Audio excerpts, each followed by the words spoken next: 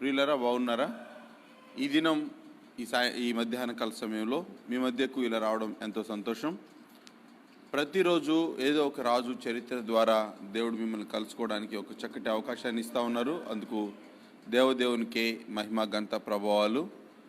ఈ దినం మనం పాత నిబంధనలో ఉన్నటువంటి లేదా ఆది కాండము నిర్గమాకాండంలో ఉన్నటువంటి ఫరో రాజులు చరిత్ర గురించి మనం తెలుసుకోబోతా ఉన్నాం.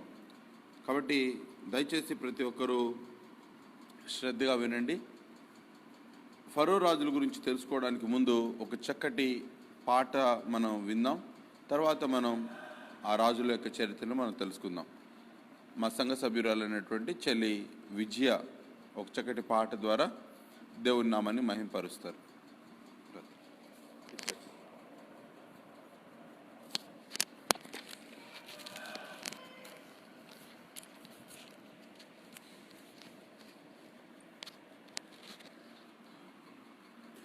నా పేరే తెలియని ప్రజలు ఎందరో ఉన్నారు, నా ప్రేమను వారికి ప్రకటింప కొందరే ఉన్నారు అనే పాటను పాడుకుందాం. నా పేరే తెలియని ప్రజలు ఎందరో ఉన్నారు, నా ప్రేమను వారికి ప్రకటింపన్ కొందరే ఉన్నారు. నా పేరే తెలియని ప్రజలు ఎందరో ఉన్నారు, నా ప్రేమను వారికి ప్రకటింపన్ కొందరే ఉన్నారు. ఎవరైనా మీలో ఎవరైనా మీలో ఒకరైనా వెళతారా, నా ప్రేమను చెబుతారా? వెళతారా, నా ప్రేమను చెబుతారా? నా పేరే తెలియని ప్రజలు ఎందరో ఉన్నారు, నా ప్రేమను వారికి ప్రకటింపన్ కొందరే ఉన్నారు. నేను నమ్మిన వారిలో కొందరు మోసం చేశారు, వెళతామని చెప్పి వెనుకకు తిరిగారు. నేను నమ్మిన వారిలో కొందరు మోసం చేశారు, వెళతామని చెప్పి వెనుకకు తిరిగారు. ఎవరైనా మీలో ఎవరైనా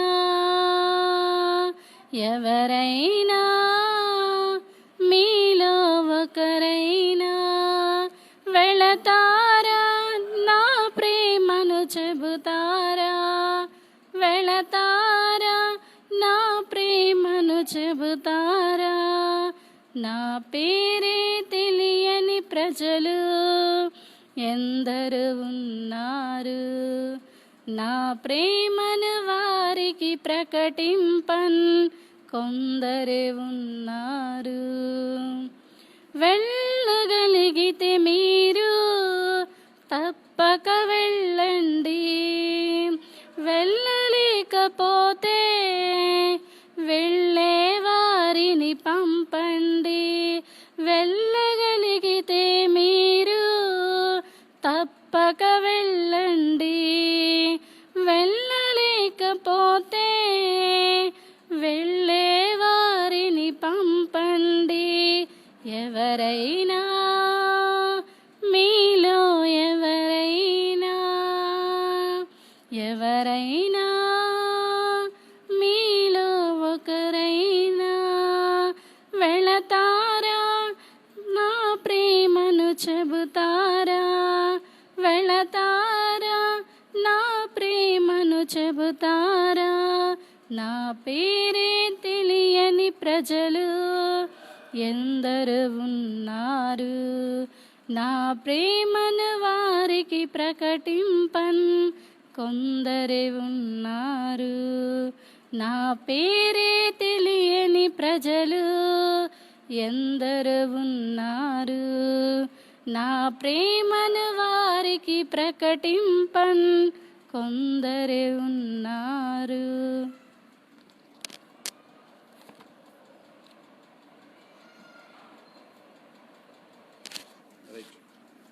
థ్యాంక్ యూ సిస్టర్.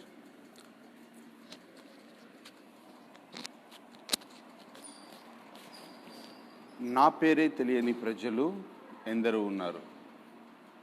ఈ పాటకి మనం చెప్పుకునే దానికి చాలా రిలేటెడ్ ఉండిద్దండి. అందుకే ఈ పాటని ఎన్నుకోవడం జరిగింది.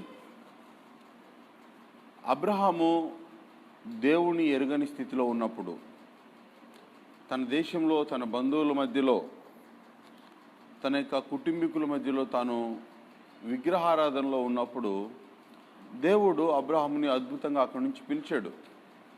పిలిచిన తర్వాత, నేను చూపించు దేశానికి నువ్వు వెళ్ళు, అక్కడ నేను నిన్ను గొప్ప జనాంగంగా చేస్తాను అని దేవుడు వాగ్దానం ఇచ్చిన తర్వాత అక్కడి నుంచి అబ్రహాము బయలుదేరి కొన్ని ప్రాంతాలకి వెళ్ళి ఆ ప్రాంతాల్లో కొన్ని దినాలు ఉండి అక్కడ పరిస్థితులన్నిటినీ చూస్తూ ఉన్నాడు. చూస్తూ ఉన్న సమయంలో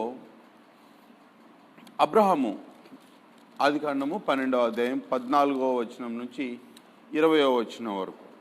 సో దేవుడు 1వ వచనంలో చెప్తా ఉన్న మాట ఏంటంటే, నీవు లేచి నీ బంధువుల నుంచి, నీ దేశం నుంచి, నీ తండ్రి ఇంటి నుండి బయలుదేరి నేను నీకు చూపించే దేశమునకు వెళ్ళు, నేను నిన్ను గొప్ప జనాంగంగా చేస్తాను, నిన్ను ఆశీర్వదిస్తాను అని దేవుడు వాగ్దానం ఇచ్చిన తర్వాత తాను బయలుదేరి వెళ్తా ఉన్న సమయంలో 14వ వచనంలో మనం చూస్తే, ఆ దేశంలో కరువు భారంగా వచ్చింది. ఆ తర్వాత తానున్న దేశం నుంచి 10వ వచనంలో అబ్రహాము ఐగుప్తు అనేటటువంటి దేశానికి వెళ్ళాడు. కాబట్టి ఈ ఐగుప్తు అనేటటువంటి దేశంలో రాజుగా ఉన్నటువంటి వ్యక్తి ఫరో. సో ఫరో అనేది పేరు కాదండి, అది ఒక క్యాడర్. సో దానికి ఇంగ్లీష్లో మనం కానీ చూస్తే ఫరో అనంటే ది గ్రేట్ హౌస్ లేదా రాయల్ ప్లేస్ అనేటటువంటి అర్థం ఇచ్చేటటువంటి స్థలం అన్నమాట. అంటే ది గ్రేట్ హౌస్ అది. ఫరో అనేటటువంటి ది రిచెస్ట్ పర్సన్ అతను. సో ఈ రిచెస్ట్ పర్సన్ అయినటువంటి ఈ ఫరో ఈజిప్ట్ లేదా ఐగుప్తు అనేటటువంటి ప్రాంతాన్ని తాను పరిపాలిస్తూ ఉన్నటువంటి దినాలు. అయితే అక్కడ అబ్రహాము ఏం గమనించాడు అనంటే, ఆ దేశ ప్రజలకు దేవుని భయభక్తులు లేవు అన్న విషయం అబ్రహాము గమనించాడు. అందుకే ఇందాక చెల్లి పాట పాడింది, నా పేరే తెలియని ప్రజలు ఎందరూ ఉన్నారు, నా ప్రేమను వారు ప్రకటింపను కొందరే ఉన్నారు. ఆనాడు ఈజిప్ట్ ప్రజలకి దేవదేవుని గురించి తెలియదు. కాబట్టి వాళ్ళు ఎలా జీవిస్తూ ఉన్నారు అనంటే, వారు తమ కంటికి నచ్చినట్లుగా, తమ ఇచ్చ వచ్చినట్లుగా వాళ్ళు జీవిస్తూ ఉన్నారు. ఆ సందర్భంలో ఏం జరిగింది అనంటే, ప్రియమైనటువంటి దేవుని బిడ్డలారా, 15వ వచనంలో, ఆదికాండం 12వ అధ్యాయం 15వ వచనం అక్కడ ఉంది, ఫరో యొక్క అధిపతులు ఆమెను చూచి ఫరో ఎదుట ఆమెను పొగిడిరి గనుక ఆ స్త్రీ ఫరో ఇంటికి తేబడెను. ఏం జరుగుతూ ఉంది ఇక్కడ? ఆ స్త్రీ అంటే ఎవరు అనంటే అబ్రహాము యొక్క భార్య. అబ్రహాము భార్య అయినటువంటి శారయిని ఫరో యొక్క అధికారులు లేకుంటే ఫరో యొక్క ఆ కొలువులో ఉన్నటువంటి వాళ్ళు ఆమెను చూచి ఆమె సౌందర్యాన్ని వాళ్ళు ఇష్టపడి ఆ విషయాన్ని ఫరోకు చెప్పారు. ఇందాక మనం చెప్పుకున్నాం కదండి, దేవుని ఎరుగని ప్రజలు తమ ఇచ్చ వచ్చినట్లుగా జీవిస్తారు. ఇప్పుడు ఫరో ఏం చేస్తూ ఉన్నాడు అని అంటే, వెంటనే ఆ స్త్రీని తన ఇంటికి తెప్పించుకుంటున్నాడు. ప్రియమైనటువంటి దేవుని బిడ్డలారా, పొరుగువాని భార్యను ఆశించడం దేవుని దృష్టిలో దుష్క్రమచర్య. మీరు బైబిల్లో కానీ జ్ఞాపకం చేస్తే ప్రియమైనటువంటి దేవుని బిడ్డలారా, ఆదికాండం ద్వితీయోపదేశకాండం 5వ అధ్యాయం 21వ వచనంలో ఉండిద్ది, నీ పొరుగువాని భార్యను ఆశింపకూడదు, నీ పొరుగువానిది ఏది కూడా ఆశింపకూడదు. నీ పొరుగువానికి సంబంధించిన దేనిని కూడా నువ్వు ఆశించొద్దు. మరి దేవుని యొక్క ఆజ్ఞకు వ్యతిరేకంగా ఫరో ఏం చేస్తూ ఉన్నాడు అంటే, అబ్రహాము యొక్క భార్య అయిన శారాయిని తన ఇంటికి తెప్పించుకున్నాడు. ఒక బలహీనుడైనటువంటి అబ్రహాము భార్య బలవంతుడైనటువంటి ఫరో ఇంటికి చేరింది. ఇప్పుడు ఆ బలహీనుడు ఎవరికి మొరపెట్టుకోవాలి? న్యాయం తీర్చవలసినటువంటి అధిపతే అన్యాయం చేస్తూ ఉంటే ఎవరికి మొరపెట్టుకోవాలి? ప్రియమైనటువంటి దేవుని బిడ్డలారా, ఆ అధికారం ఇచ్చినటువంటి దేవునికి అబ్రహాం మొరపెట్టాడు. తన భార్యను ఫరో తన ఇంటికి పిలిపించుకున్న తర్వాత ఆ ఫరోకి, ప్రపంచ దేశాల అధిపతులకి అధికారం ఇచ్చినటువంటి దేవదేవునికి తను ప్రార్థన చేశాడు. కాబట్టి అక్కడ చాలా అద్భుతమైన మాట మనం అక్కడ చూస్తాం. ఏంటి అదేనంటే 17వ వచనం, ఆదికాండం 12వ అధ్యాయం 17వ వచనం. అయితే యెహోవా అబ్రాము భార్య అయిన శారాయిని బట్టి ఫరోను అతని ఇంటి వారిని మహావేదనల చేత బాధించెను. ఒక అధికారిని ఎదిరించగలిగినటువంటి శక్తి అబ్రహాముకు లేదు. ఇప్పుడు ఏం చేయాలి? అబ్రహాము మౌనంగా ప్రార్థన చేస్తూ ఉన్నాడు. ఎవరికి ప్రార్థన చేస్తూ ఉన్నాడు? ఆ అధికారానికి మూలమైనటువంటి దేవదేవునికి ప్రార్థన చేస్తూ ఉన్నాడు.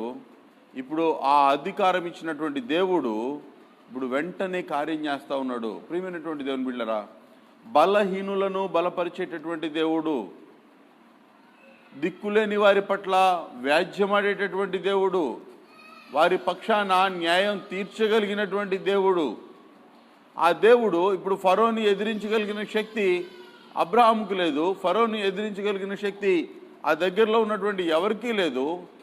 కానీ ఎవరు అబ్రహాము పక్షాన నిలవబడ్డారు అని అంటే దేవాతి దేవుడు. ఈ మధ్యాహ్నకాల సమయంలో ప్రియమైనటువంటి దేవుని బిడ్డ, నీ అధికారి ఒకవేళ నీకు అన్యాయం చేస్తూ ఉన్నాడేమో, ఒకవేళ నువ్వు ఉన్నటువంటి పరిస్థితుల్లో నువ్వు అన్యాయం చేయబడుతున్నావేమో, అతన్ని ఎదిరించగలిగే శక్తి నీలో లేదేమో, దేవాతి దేవునికి నువ్వు మొరపెట్టు. నీ పక్షాన ఆయన వారితో యుద్ధం చేస్తాడు. ఇప్పుడు ఫరోని మహావేదనల చేత దేవాతి దేవుడు శ్రమ పెట్టాడు. ఇప్పుడు ఆ మహావేదనలు రాబట్టి ఫరో తన బలాన్ని తగ్గించుకొని, తన స్థితిని తగ్గించుకొని ఇప్పుడు దేవుని పాదాల దగ్గరకు వచ్చి ఇప్పుడు ఏమంటా ఉన్నాడు అని అంటే, గమనించండి, చాలా అద్భుతమైనటువంటి మాట అక్కడ రాయబడింది. ఫరో అబ్రామును పిలిపించి, నీవు నాకు చేసినది ఏమిటి? ఈమె నీ భార్య అని నాకెందుకు తెలుపలేదు? ఈమె నా సహోదరి అని ఎలా చెప్పితివి? నేను ఆమెను నా భార్యగా చేసుకుందినేమో. అయితేనేమి, ఇదిగో నీ భార్య, తీసుకొని పో అని చెప్పాను. దేవునికి మహిమ, ఘనత, ప్రభావాలు. ఒక బలవంతుని చేతిలో నుండి బలహీనుడు లాక్కోలేని పరిస్థితిలో బలవంతుని ఎదిరించి దేవుడు బలహీనుడికి న్యాయాన్ని ఇస్తూ ఉన్నాడు. అబ్రహాము భవిష్యత్తులో అనేక జనములకు తండ్రి కాబోతా ఉన్నాడు. వాగ్దానం ఇచ్చినటువంటి దేవుడు అబ్రహాము పక్షాన ఉన్నాడు. న్యాయం తీర్చాల్సినటువంటి ఫరో అన్యాయాన్ని కూడగట్టుకుంటా ఉన్నాడు. ఈ సందర్భంలో ప్రేమైనటువంటి దేవుని బిడ్డలారా, దేవుని వాక్యం సెలవిస్తూ ఉంది, ఫరోకి ఆ మహావేదనలు రాకపోతే తాను శారాయిని అప్పగించేవాడా? లేదండి. ఎవరికి ఎలాంటి ముళ్ళు పెడితే వాళ్ళు లోబడతారో అది దేవుడికి తెలుసు. ఫరో జీవితంలో దేవుడు అదే చేశాడు. గమనించండి, నీవు బలవంతుడు అయి ఉండి బలహీనుల్ని నువ్వు దోచుకుంటా ఉంటే అబ్రహాము పక్షాన నిలబడినటువంటి దేవుడు నీకు శత్రువు అవ్వబోతున్నాడు. జాగ్రత్త. ఫరో జీవితంలో ఎదిరించి నిలబడలేని అబ్రహాముని న్యాయం తీర్చినటువంటి దేవాతి దేవుడుగా ఉంటా ఉన్నాడు. ఇప్పుడు ఫరో ఏం చేస్తూ ఉన్నాడు అని అంటే, అబ్రహాము భార్య అయినటువంటి శారాయిని, అంతటితోనే కాదు అతనికి గొర్రెలు, గొడ్లు, మగ, ఆడు, గాడిదల్ని, ఒంటెలని, దాసీలను, పనికత్తెలను అబ్రహాముకి ఇచ్చాడు. ప్రియమైనటువంటి దేవుని బిడ్డలారా, పాపం మొదట చాలా తీయగా ఉంటుంది, దాని పర్యవసానం చాలా చేదుగా ఉంటుంది. అబ్రహాము బహుశా ఆ ఫరో ఇచ్చినటువంటి ఆ యొక్క బహుమానాన్ని తిరస్కరించి ఉంటే ఎంత బాగుండేదో. కానీ జరిగినటువంటి విషయం ఏంటి అని అంటే, ఆ యొక్క ఫరో ఇచ్చినటువంటి ఆ బహుమానంతో పాటు దాసీలను కూడా ఇచ్చాడు. ఆ దాసీల్లో ఒకరు ఎవరు అనంటే అబ్రహాము తర్వాత చేసుకున్నటువంటి హాగర్ కూడా ఆమెలోనే ఉంది, ఆ దాసీల్లోనే ఉంది. ఆ తర్వాత ఎంతోమంది ఈ దినాన ప్రపంచమంతా ఫేస్ చేస్తున్నటువంటి ప్రాబ్లమ్స్ ఆ దాసి వల్లనే వస్తూ ఉన్నాయి. ప్రియమైనటువంటి దేవుని బిడ్డలారా, ఎందుకు ఈ విషయం చెప్తా ఉన్నానంటే, నీవు నీది కాని దానిని నువ్వు ఆశించి నీ దగ్గర పెట్టుకుంటే అది ఏదో ఒక రోజు నీకు శాపం అయితే. ఫరో తనది కానిది ఆశించాడు, తన కుటుంబం అంతా మహావేదనల చేత తాను నింపబడ్డాడు. ఇంకొక విషయం చెప్పమంటారా, ఆ ఫరో విషయంలోనే చూడండి, ఆ ఫరో యొక్క ఆలోచన విధానం, ఆమె సౌందర్యవతిగా ఉంది అనని తన అధికారులు చెప్పగానే ఫరో వారి మాటకి లోబడ్డాడు. ప్రియమైనటువంటి దేవుని బిడ్డలారా, నీవు అధికారివై ఉండి అన్యాయం చేయడానికి ఇష్టపడతా ఉంటే నీ క్రింద ఉన్న అధికారులు నీకంటే అన్యాయస్తులు అవుతారు. కాబట్టి వారిని గద్దించాల్సిన ఫరో, న్యాయం చేయాల్సిన ఫరో, క్షేమం ఇవ్వాల్సిన ఫరో, వారు తానా అంటే తాను తందానా అనే పరిస్థితిలోకి వచ్చేసాడు. కాబట్టి ఫరో యొక్క జీవితం దేవుని చేత మహావేదనలకు గురైపోయింది. ఈ మధ్యాహ్నకాల సమయంలో నువ్వెలా ఉంటావునో ప్రియమైన సహోదరుడు సహోదరి, పాపం విషయంలో ఇలానే జీవిస్తూ ఉన్నావా? దేవునికి వ్యతిరేకమైన కార్యాలు నువ్వు చేయడానికి ఇష్టపడతా ఉన్నావా? నీ కన్ను ఆశించిన దానిని నువ్వు చూడాలని కోరుకుంటున్నావా? బైబిల్ చెప్తా ఉంది, అందము మోసకరము, సౌందర్యము వ్యర్థము. ఆ మోసకరమైనటువంటి అందం వైపు తన దృష్టి నిలిపాడు, మహావేదనల చేత కొట్టబడ్డాడు. ప్రియమైనటువంటి దేవుని బిడ్డ, నువ్వెలా ఉన్నావు? దేవుని ఎరిగిన బిడ్డవుగా అన్యాయస్తుడిగా జీవిస్తూ ఉన్నావా?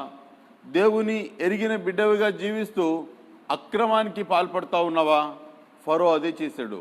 బలహీనుడైనటువంటి వ్యక్తి యొక్క భార్యను తన ఇంట్లో తెచ్చుకొని అది న్యాయం అనుకున్నాడు. కానీ తాను చేస్తున్న అన్యాయాన్ని ఎదిరించగలిగే శక్తి బలహీనుడికి లేదు. బలహీనుడి పక్షాన ప్రభువు నిలబడ్డాడు. కాబట్టి ఆ అద్భుతమైన కార్యాన్ని దేవుడు అబ్రహాం పట్ల జరిగించాడు. ప్రియమైనటువంటి దేవుని బిడ్డ, ఈ ఫరో వలన నీవు నేను నేర్చుకోవాల్సిన సత్యం ఏంటో తెలుసా? మొట్టమొదట, నీవు అధికారివై ఉంటే నీ అధికారాన్ని దుర్వినియోగం చేయొద్దు. రెండవ విషయం, నీ పొరుగువానిది ఆశించొద్దు. ఆ పొరుగువానిది ఆశించడం వల్ల మహావేదనలకు గురయ్యాడు ఫరో. తన అధికారులు తప్పుడు త్రోవను చూపించినప్పుడు తానికి సరే అన్నాడు ఫరో. నీవెలా జీవిస్తా ఉన్నావు ఆలోచించుకో. ఒక్కసారి నీ హృదయాన్ని పరిశీలన చేసుకో. దేవాతి దేవుడు చెప్తా ఉన్నాడు, నీ పొరుగు అనేది ఏది ఆశించొద్దు, నీ పొరుగు అని భార్యను ఆశించొద్దు. జీవం కలిగినటువంటి దేవాతి దేవుడు తన బిడ్డలకు ఇచ్చినటువంటి ఆజ్ఞలలో చిట్ట చివరి ఆజ్ఞ, నీ పొరుగు అనేది ఏది ఆశించొద్దు. ఫరో అలా ఆశించి తాను రాజు అయినప్పటికీ తను మహావేదనలకి దేవాతి దేవుని చేత గురవ్వబడ్డాడు. మరి నీవెలా ఉంటా ఉన్నావు?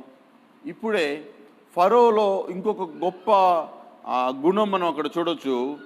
తాను ఏం చేస్తూ ఉన్నాడు అనంటే, తాను చేసినటువంటి ఆ తప్పుకి ప్రతిఫలంగా మరలా అబ్రహాముకి తన భార్యని అప్పగిస్తూ ఉన్నాడు. రియలైజ్ అవుతూ ఉన్నాడు, దేవుడు కొడితే కానీ లోబడని పరిస్థితిలో ఫరో ఉన్నాడు. ఇప్పుడు నువ్వెలా ఉన్నావు? దేవుడు కొడితే కానీ లోబడతావా? దేవుని సేవకులు హెచ్చరిస్తే తీసుకోవా? ఒకవేళ తీసుకోకపోతే దేవుని యొక్క దెబ్బ ఎంత భయంకరంగా ఉండిద్ది అని అంటే, తర్వాత నేను 3వ ఫరో దగ్గరికి వచ్చినప్పుడు చెప్తాను. దేవుని యొక్క ఉగ్రత ఎలా ఆ ఫరో మీదకి వచ్చిందో నేను జ్ఞాపకం చేస్తాను. ప్రియమైనటువంటి దేవుని బిడ్డలారా, అధికారం ఇచ్చినటువంటి దేవునికి లోబడు. నీ అధికారాన్ని దుర్వినియోగం చేసుకోమాకు. తప్పకుండా హెచ్చించే దేవుడు నీతో ఉన్నాడు. దేవుడు తన పరిశుద్ధ వాక్యాన్ని దీవించునుగాక. ఆమేన్. చిన్న ప్రార్థన ఈ ఫరో గురించి చేస్తాను. మరలా 2వ పాట పాడుకొని 2వ ఫరో దగ్గరికి మనం వద్దాం. పరిశుద్ధ ప్రభు, మీ నామానికి వందనాలు. ఇవ్వబడినటువంటి మీ మాటలను బట్టి కృతజ్ఞతలు. దేవా, అధికార దుర్వినియోగం చేసినటువంటి ఫరోని మీకు జ్ఞాపకం చేసుకుంటా ఉన్నాం. ఆ పరిస్థితులు ఏవి కూడా రాకున్నట్లు మా ప్రియులు, వాక్యం వింటున్నటువంటి మా ప్రియ సహోదరులు సహోదరులు దేవా, ఎక్కడ కూడా తమకిచ్చినటువంటి ఆ యొక్క అధికారాన్ని నిరుపయోగంగా లేకుంటే అన్యాయంగా మార్చుకున్నట్లు కృప చూపించండి. దేవా, అధికారం ఇచ్చింది మీరు, తీసేసేది కూడా మీరే కనుక మీ బలీయమైన హస్తాలకి ప్రతి బిడ్డ తాను అప్పగించుకోవడానికి సహాయం చేయండి. తన పొరుగు అనేది ఆశించొద్దు అన్న మీ మాటను దేవా, ఫరో ఆ దినాన రిజెక్ట్ చేశాడు ప్రభు. ఎన్నో మహావేదనలకు గురయ్యాడు. కాబట్టి ఎవరు కూడా అలాంటి పరిస్థితుల్లోకి రాకూడదని బ్రతిమలాడుకుంటూ మా ప్రియులను దీవించమని ఆశీర్వదించమని యేసువారి ప్రశస్త నామంలో స్తుతించి ప్రార్థిస్తున్నాం మా ప్రియ పరలోకపు తండ్రి. ఆమేన్. ఆమేన్. ప్రియులరా, మరొకసారి మీ అందరికీ శుభాభివందనాలు. మరొక పాట పాడుకొని పరిశుద్ధ గ్రంథంలో ఉన్నటువంటి 2వ ఫరో గురించి మనం కొద్ది మాటలు మనం ధ్యానిద్దాం. మరలా మన మధ్యలో ఉన్నటువంటి చెల్లి విజయ ఒక చక్కటి పాట పాడి దేవుని నామాన్ని మహింపరుస్తారు.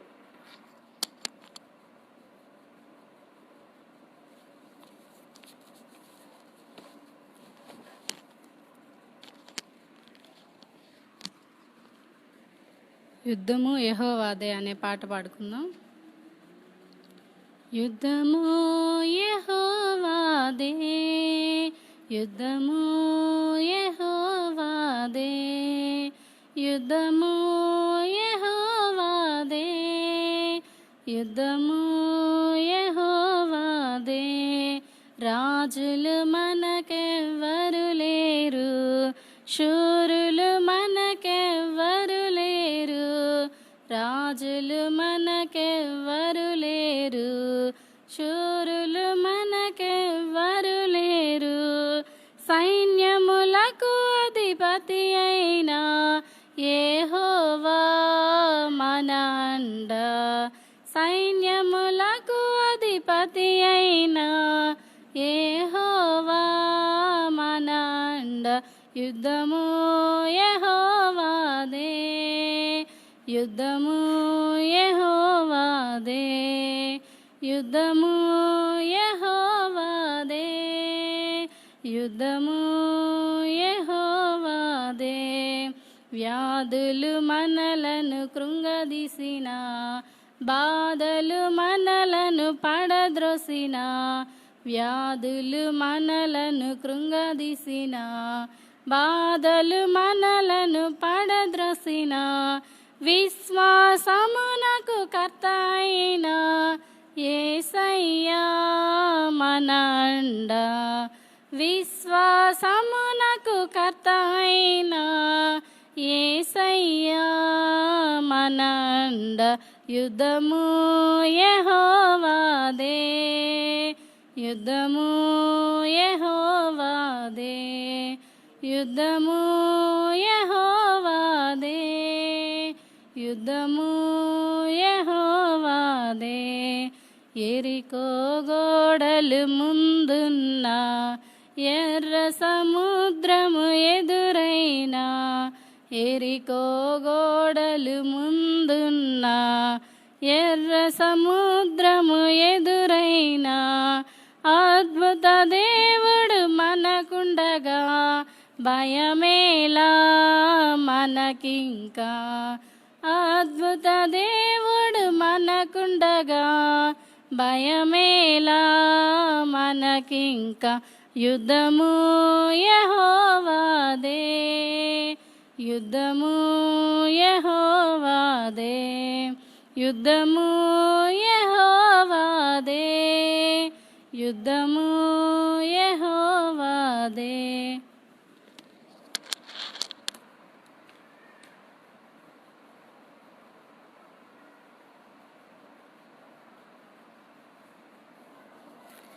Thank you sister. చక్కటి పాట పాడి దేవుని నామాన్ని మహింపరిచారు.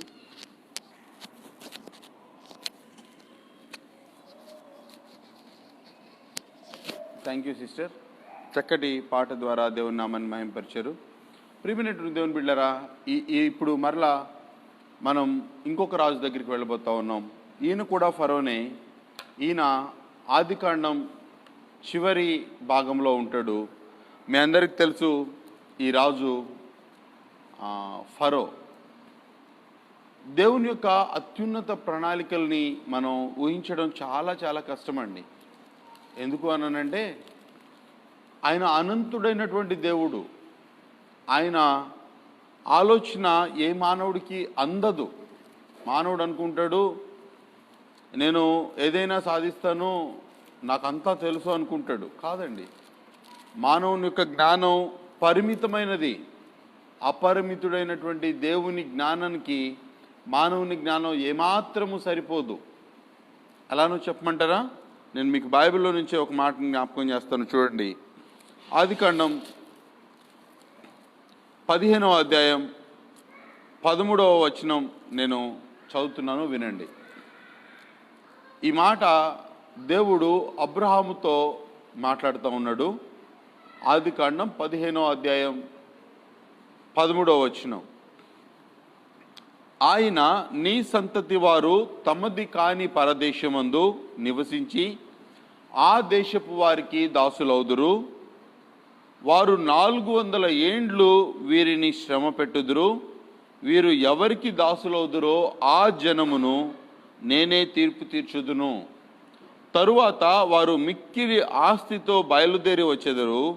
నీవు క్షేమంగా నీ పితరుల యొద్దకు పోయేదువు. మంచి వృద్ధాప్యమందు పాతి పెట్టబడదువు. ఎప్పుడు ఈ మాట దేవుడు చెప్తా ఉన్నాడో తెలుసా?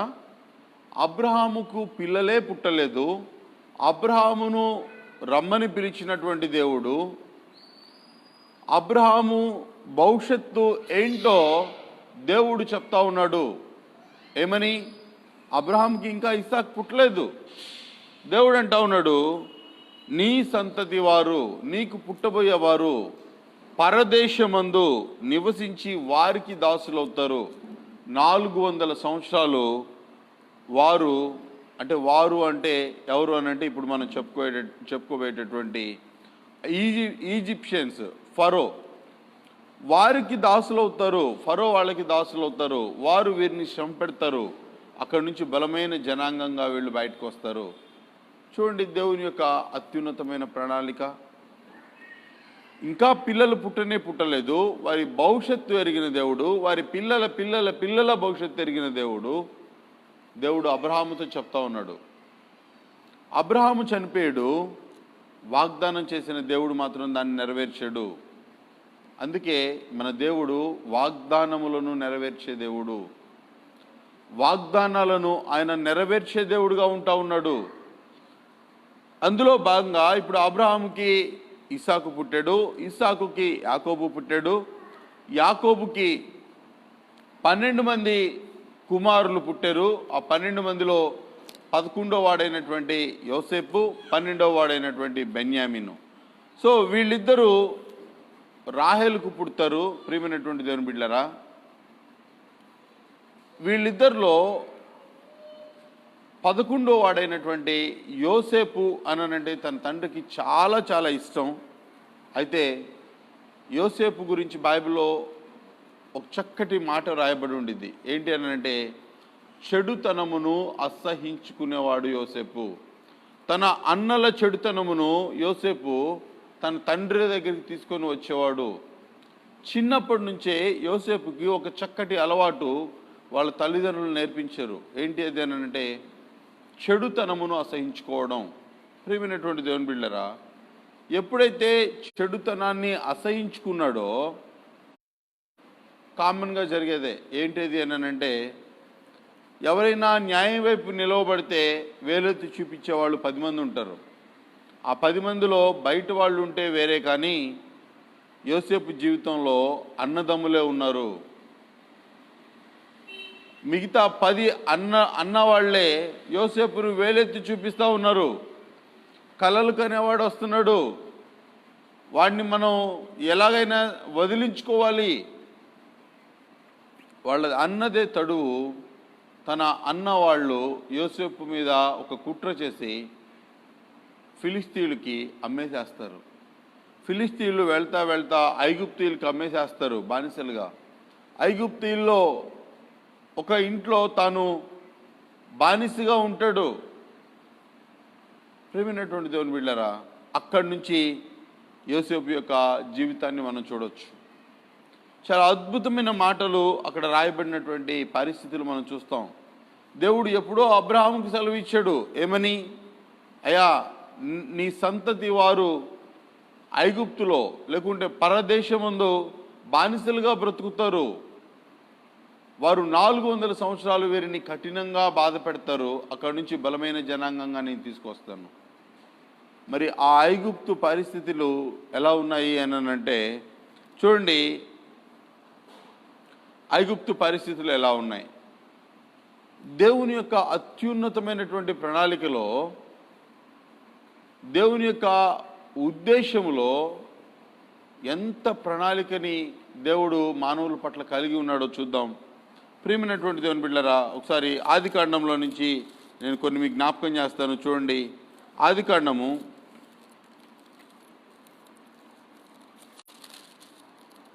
41వ అధ్యాయం మొదటి వచనం నేను చదువుతున్నాను. 2 ఏండ్లు గడిచిన తర్వాత ఫరో ఒక కల కనెను. అందులో అతడు ఏటి దగ్గర నిలిచి ఉండగా చూపునకు అందమైనవియు బలిసినవియునైన 7 ఆవులు ఏటిలో నుండి పైకి వచ్చుచు జములో మేయిచుండెను. వాటి తర్వాత చూపునకు వికారమై చిక్కిపోయిన మరి 7 ఆవులు ఏటిలో నుండి పైకి వచ్చుచు ఏటి ఒడ్డున ఆవుల దగ్గర నిలుచుండెను.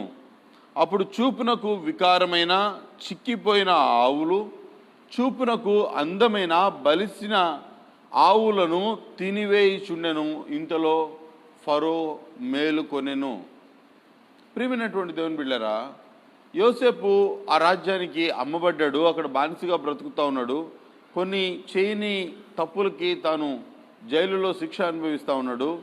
ఫరో దగ్గర ఉన్నటువంటి 2 సేవకుల్లో ఒకళ్ళు ఫరోని చంపాలని కుట్ర చేశారు. ఆ విషయం ఫరోకు తెలిసింది, అది ఎవరో తెలీదు.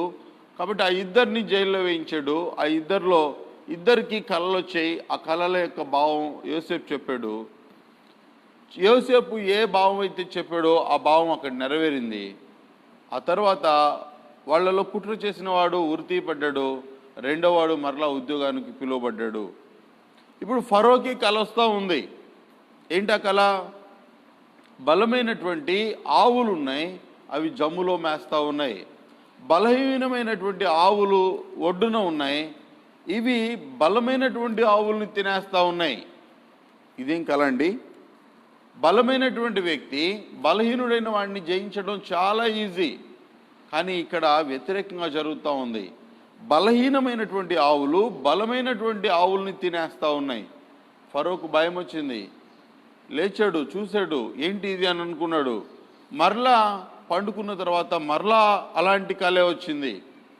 బలమైనటువంటి పుష్టిగల వెన్నులు ఉన్నాయి, బలహీనమైనటువంటి పీల వెన్నులు ఉన్నాయి, ఇవి వాటి మీద పడి తినేస్తూ ఉన్నాయి. ఫరోకి ఏం అర్థం కావట్లేదు.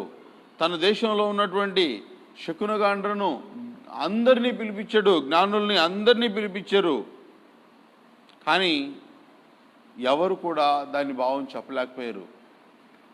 అప్పుడు తన సేవకుడైనటువంటి ఆ ఫరో జైల్లో పెట్టించినప్పుడు యోసేపు చేత ఆ యొక్క జవాబు పొందుకున్నటువంటి సేవకుడు చెప్తా ఉన్నాడు, రాజా, నీ కలకు అర్థం చెప్పగలిగినటువంటి ఒక వ్యక్తి ఉన్నాడు, ఆయన దేవతల ఆత్మ కలిగిన వాడు. ఆయన నీ దగ్గరికి తీసుకొస్తాను, ఖచ్చితంగా అతడు నీ ప్రాబ్లంకి సొల్యూషన్ చూపిస్తారు. గతంలో నన్ను ఇంకొకరిని కూడా జైల్లో వేసినప్పుడు ఇలాంటి పరిస్థితి మేము ఎదుర్కొన్నప్పుడు ఆయన చెప్పినట్లుగానే మా జీవితంలో జరిగింది అని అంటే అప్పటికప్పుడు ఫరో దగ్గరికి యోసేపుని పిలిపించారు. ప్రేమైనటువంటి దేవుని బిడ్డలారా, చూడండి దేవుని యొక్క ఉన్నత ప్రణాళికలు ఎంత అద్భుతంగా ఉన్నాయో, దేవుని యొక్క మహత్కార్యాలు ఎంత అద్భుతంగా ఉన్నాయో. ఇప్పుడు ఫరో దగ్గరికి యోసేపు వచ్చాడు. యోసేపు ఆ కళ విన్నాడు. విన్న తర్వాత ఫరోకి యోసేపు చెప్తున్నటువంటి మాట ఏంటంటే, ఆదికాండం 41వ అధ్యాయం 28వ వచనం, నేను ఫరోతో చెప్పు మాట ఇదే, దేవుడు తాను చేయబోన్నది ఫరోకు చూపించెను. ఇదిగో ఐగుప్తు దేశమంతటను బహు సమృద్ధిగా పంట పండు 7 సంవత్సరములు వచ్చును, మరియు కరువు గల 7 సంవత్సరములు వాటి తర్వాత వచ్చును. అప్పుడు ఐగుప్తు దేశమందు ఆ పంట సమృద్ధి యావత్తూ మరోబడును, ఆ దేశము కరువు చేత పాడవును. దేవుడు హెచ్చరిస్తూ ఉన్నాడు. ఏమని? ఓ ఫరో, నీకు రాబోయే 7 సంవత్సరాలు ఒక చక్కటి పంట పండబోతా ఉంది. ఆ తర్వాత 7 సంవత్సరాలు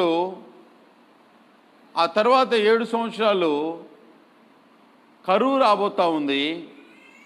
ఆ 7 సంవత్సరాల పంట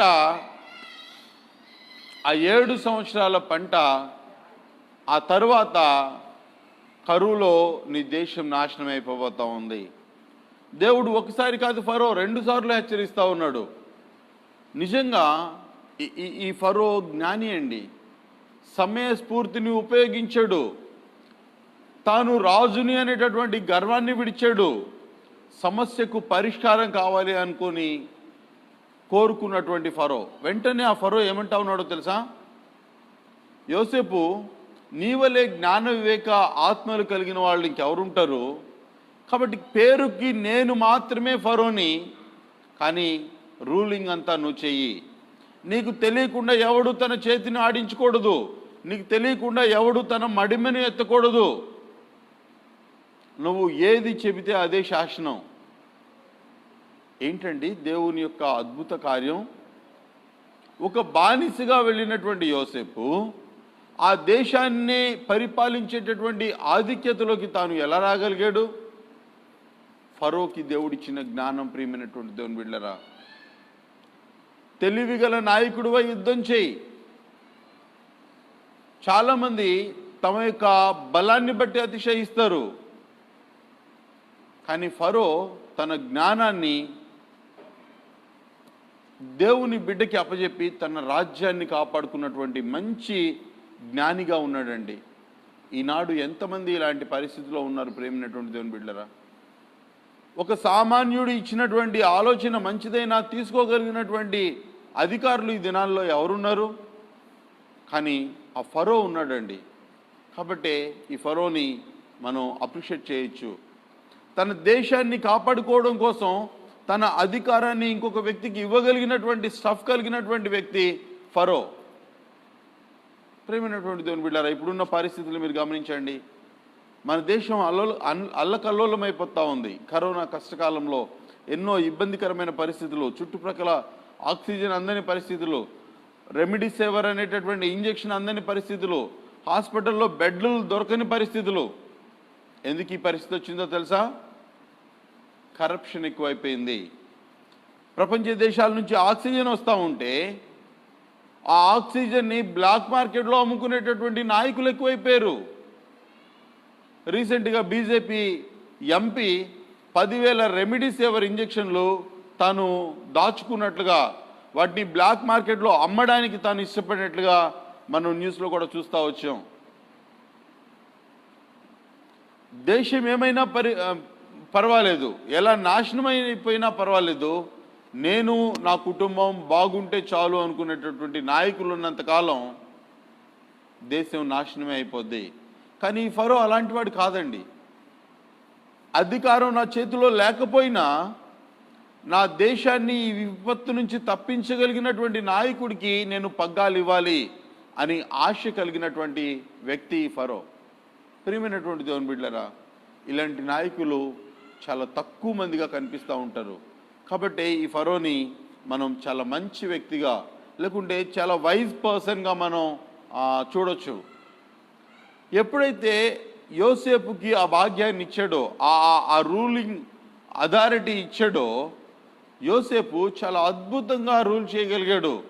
ఆ దేశంలో ఉన్నటువంటి ఆ సంపదను అంతటిని ఎంత డబ్బు ఇచ్చైనా గవర్నమెంటే కొనుక్కునేటటువంటి పాలసీని ప్రవేశపెట్టాడు.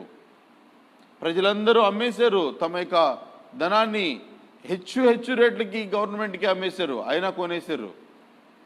అలా ఈ ధాన్యం అంతా ప్రిజర్వ్ చేశారు. 7 సంవత్సరాలు వచ్చినటువంటి ధాన్యాన్ని 7 సంవత్సరాల తర్వాత కరువు ప్రారంభించబడింది. మొదటి సంవత్సరం పంట లేదు, దాచుకున్న ధనం తినేశారు ప్రజలు.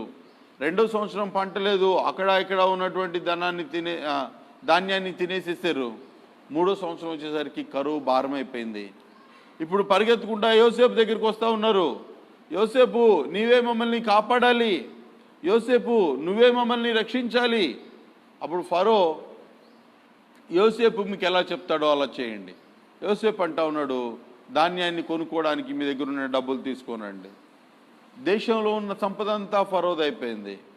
4వ సంవత్సరం వచ్చేసింది, మరలా వాళ్ళు ఫరో దగ్గరికి వచ్చారు. ఫరో అంటున్నాడు, యోసేపు దగ్గరికి వెళ్ళండి. యోసేపు అంటున్నాడు, అయ్యా మీ భూములన్నింటినీ ఫరోకు రాసి ఇచ్చేసేయండి. 5వ సంవత్సరం వచ్చింది, కరువు మిక్కిలి భారం అయిపోయింది. వాళ్ళు అంటా ఉన్నారు, అయ్యా ఇంకా మా దగ్గర రాసి ఇవ్వడానికి ఏమి లేవు, మా భూములు మీకే ఇవ్వబడ్డాయి, మా ఆస్తులు మీకే ఇవ్వబడ్డాయి, దయచేసి మాకు ఆహారం పెట్టి మమ్మల్ని బ్రతికించండి. ఫరో యోసేపు దగ్గరికి వెళ్ళండి అని అన్నారు. ప్రియమైనటువంటి దేవుని బిడ్డలారా, యోసేపు కఠినుడు కాలేదండి. మీరు ఇస్తేనే నేను ఆహారం పెడతాను అన్న కఠినుడు కాలేదు. కారణం ఏంటి అని అంటే, ప్రజలను రక్షించుకోవడానికి దేవుడు యోసేపును బానిసత్వంలో నుంచి బహుగా దీవించిన స్థలానికి తీసుకొని రాగలిగాడు. ఎప్పుడైతే యోసేపు ఆ మాట విన్నాడో, యోసేపు వాళ్ళ పొలాలు మరలా వాళ్ళకే ఇప్పించి, వాళ్ళ చేతే పని చేపించి, ఆహారానికి కావలసినటువంటి సమృద్ధి రాజ్య ధనాగారంలో నుంచి ఇప్పించి వాళ్ళందరి మన్ననలు పొందుకున్నాడు. యోసేపుని ఇప్పుడు అందరూ ఒక దేవుడుగా భావించే పరిస్థితికి యోసేపుని తీసుకొచ్చారు. వారందరి ప్రాణ రక్షణ కొరకు తాను దాచుకున్న ఆ ధాన్యం అంతటిని వారికి ఖర్చు పెట్టాడు. అంతే నా ప్రియమైనటువంటి దేవుని బిడ్డలారా, తన యొక్క కడుపున పుట్టినటువంటి లేకుంటే తన యొక్క రక్త మాంసములు పంచుకున్నటువంటి అన్నదమ్ములు, తన తండ్రిని, తన అన్నల్ని, తన తమ్ముడిని, వాళ్ళ బంధువర్గం అంతటిని, దాదాపు 70 మందికి పైగా తన యొక్క బంధువర్గం అంతటిని యోసేపు ఐగుప్తుకు పిలిపించుకొని, ఐగుప్తులో ఒక చక్కటి ఆశ్రయం వారికి కల్పించి, వారికి కావలసినటువంటి ఆహార సమృద్ధిని అనుగ్రహించి, తన జనాంగాన్ని, తన స్వకీయ ప్రజలను కూడా కాపాడుకున్నటువంటి అద్భుతమైనటువంటి వ్యక్తి యోసేపు. దేవునికి లోబడిన జీవితాలు ఇలానే ఆశీర్వదించబడతాయి. ప్రియమైనటువంటి దేవుని బిడ్డలారా, ఫరో రాజ్యం తనదైన అధికారం యోసేపుకి ఇచ్చాడు కాబట్టి ఆ దేశమంతా దీవించబడింది. యోసేపు తనకి కీడు చేసినప్పటికీ అన్నలను ప్రేమించి వారిని ఆదరించాడు కాబట్టి యోసేపు ఫలించడి కొమ్మ అయ్యాడు. నేను ఈ మాటలను ముగించడానికి ఇష్టపడతా ఉన్నాను. క్షమించే మనసు నీకుందా? ఫరో వలె తన అధికారాన్ని పక్కకు పెట్టి ఆ దేశ క్షేమం కొరకు వాడేటటువంటి మనస్సు నీకుందా? ఒకవేళ లేకపోతే ఇప్పుడే నీకు ఇవ్వబడిన అధికారం అది దేవునిదని గుర్తించి, ఎవరైతే దానిని సరిగా పరిపాలన చేయగలరో వారికి నీవు అప్పగించినట్లయితే, ఫరో అప్పగించినట్లుగా, తప్పకుండా నిన్ను బట్టి దేవుడు నీ దేశాన్ని కాపాడబోతా ఉన్నాడు.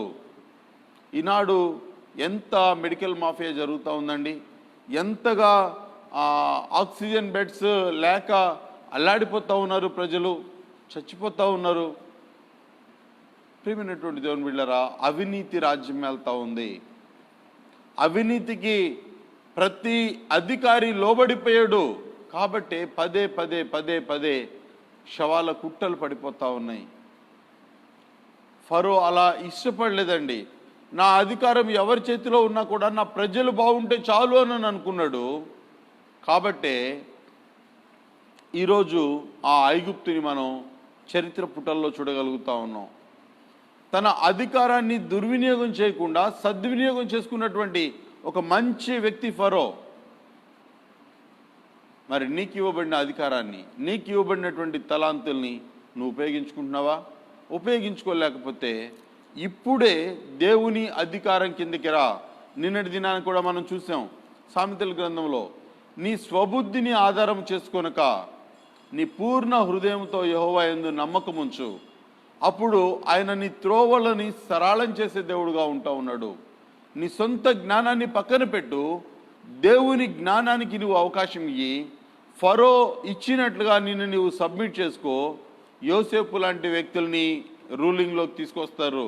నీ దేశాన్ని, నీ కుటుంబాన్ని, నీ ప్రాంతాన్ని కాపాడగలిగేటటువంటి జ్ఞానం దేవుడు అనేక మందికి ఇచ్చాడు.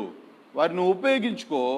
తప్పకుండా నీ దేశ క్షేమం కొరకు, నీ ప్రాంత క్షేమం కొరకు, నీ ప్రజల క్షేమం కొరకు ఒక మంచి జ్ఞానం కలిగినటువంటి నాయకుడివిగా నువ్వు ప్రపంచ చరిత్రలో మిగిలిపోతావు.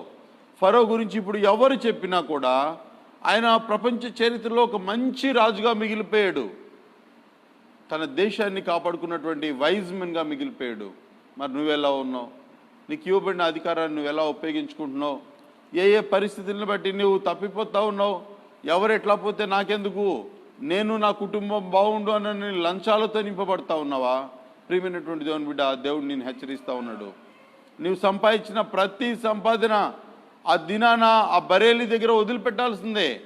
ఆ 6 అడుగుల గోతులోకి నీవు ఒక్కడివే వెళ్లాల్సిందే.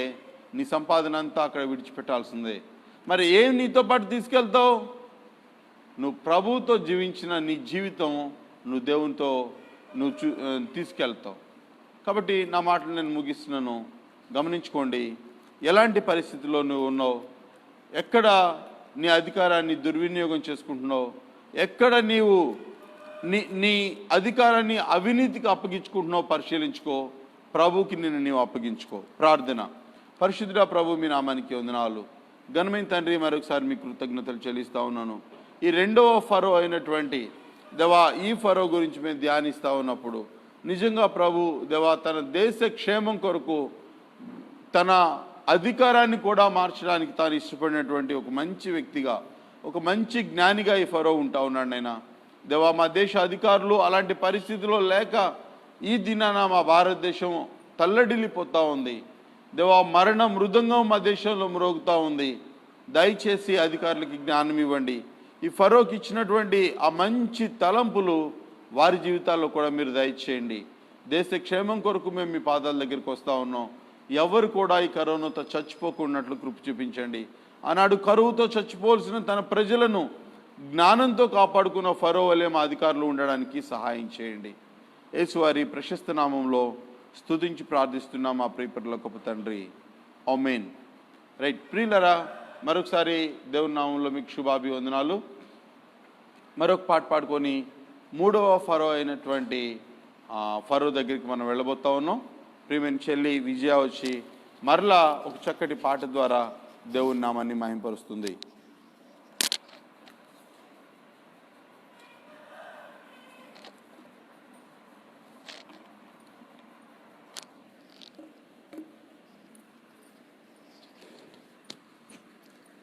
ఎంత మంచి ప్రేమ నీది యేసయ్యా, నీలా ప్రేమించేది ఎవరయ్యా అనే పాట పాడుకుందాం. ఎంత మంచి ప్రేమ నీది యేసయ్యా, నీలా ప్రేమించేది ఎవరయ్యా. ఎంత మంచి ప్రేమ నీది యేసయ్యా, నీలా ప్రేమించేది ఎవరయ్యా. అడగకపోయినా అక్కరలిరిగినా, అడగకపోయినా అక్కరలిరిగినా, అల్ఫా ఓమేగవు నీవే కదా, అల్ఫా ఓమేగవు నీవే కదా. ఎంత మంచి ప్రేమ నీది యేసయ్యా, నీలా ప్రేమించేది ఎవరయ్యా. నీ స్వాస్థ్యమైన నీ ప్రజల క్షేమముకై, నీ స్వాస్థ్యమైన నీ ప్రజల క్షేమముకై రాజాజ్ఞను మార్చిన వాడవు నీవు, రాజాజ్ఞను మార్చిన వాడవు నీవు.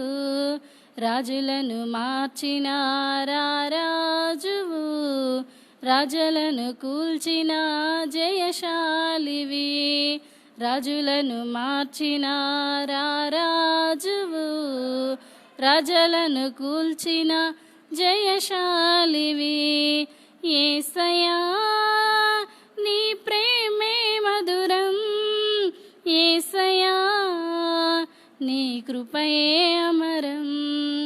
యేసయ్యా నీ ప్రేమే మధురం, యేసయ్యా నీ కృపయే అమరం.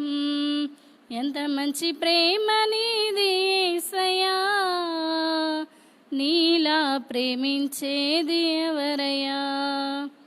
నీ స్వాస్థ్యమైన నీ ప్రజల మేలులకై, నీ స్వాస్థ్యమైన నీ ప్రజల మేలులకై అధికారుల హమును అణచినవాడా, అధికారుల హమును అణచినవాడా, అధికారాలను మార్చినవాడా, అధికారులను మార్చినవాడా, అధికారాలను మార్చినవాడా, అధికారులను మార్చినవాడా. యేసయ్యా నీ ప్రేమే మధురం, యేసయ్యా నీ కృపయే అమరం. యేసయ్యా నీ ప్రేమే మధురం, యేసయ్యా నీ కృపయే అమరం. ఎంత మంచి ప్రేమ నీది యేసయ్యా, నీలా ప్రేమించేది ఎవరయ్యా. నీ స్వాస్థ్యమైన నీ ప్రజల కోసమై, నీ స్వాస్థ్యమైన నీ ప్రజల కోసమై ఆకాశము నుండి మన్నాను పంపావు, ఆకాశము నుండి మన్నాను పంపావు. బండను చీల్చిన బలవంతుడా, మారా మధురముగా మార్చినవాడా, బండను చీల్చిన బలవంతుడా, మారా మధురముగా మార్చినవాడా. యేసయ్యా నీ ప్రేమే మధురం, యేసయ్యా నీ కృపయే అమరం. యేసయ్యా నీ ప్రేమే మధురం, యేసయ్యా నీ కృపయే అమరం. ఎంత మంచి ప్రేమ నీది యేసయ్యా, నీలా ప్రేమించేది ఎవరయ్యా. ఎంత మంచి ప్రేమ నీది యేసయ్యా, నీలా ప్రేమించేది ఎవరయ్యా. అడగకపోయినా అక్కరలెరిగినా, అడగకపోయినా అక్కరలెరిగినా, అల్ఫా ఓమేగవు నీవే కదా, అల్ఫా ఓమేగవు నీవే కదా. ఎంత మంచి ప్రేమ నీది యేసయ్యా, నీలా ప్రేమించేది ఎవరయ్యా. ఎంత మంచి ప్రేమ నీది యేసయ్యా, నీలా ప్రేమించేది ఎవరయ్యా.